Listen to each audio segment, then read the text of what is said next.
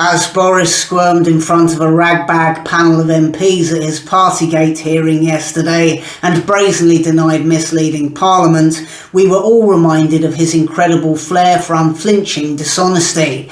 Of the many criticisms you could make of him, the man has always had an incredible skill for telling outrageous lies with unassailable conviction.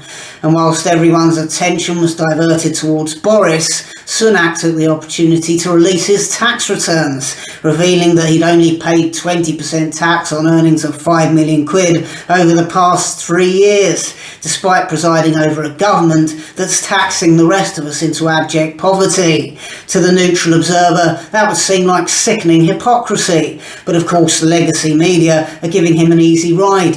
After all, they serve the same globalist paymasters that Sunak does. They're all on the same team. They're all part of the same lockdown instigating, vaccine peddling, net zero evangelising, digital currency, digital ID, eat the bugs, own nothing and be happy, choose your own gender and personal pronouns, woke, trans rapists in women's prisons, nonce club. We're all free up until the point that we can no longer afford horrifically overpriced food, rent and mortgages. We're all free up until the point that we get ill and we find that the NHS we've been paying for our entire adult lives no longer seems to really exist or offer services in any meaningful form.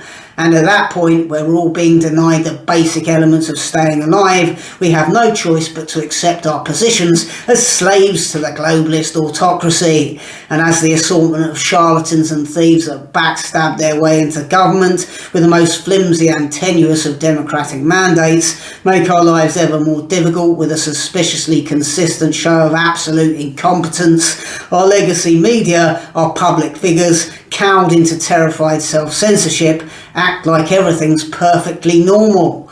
Millions of people sit in front of their TVs and phone screens, watching and listening to an expanding cultural establishment of globalist shills and think, yes, perhaps everything is all right. Perhaps there's nothing wrong at all. Perhaps this hyper-anxiety I'm starting to feel as the world seemingly deteriorates around me is simply a delusion. It'll all go away if I just get my GP to up the dosage on my psychotropic medication. Everything's fine. Everything's okay.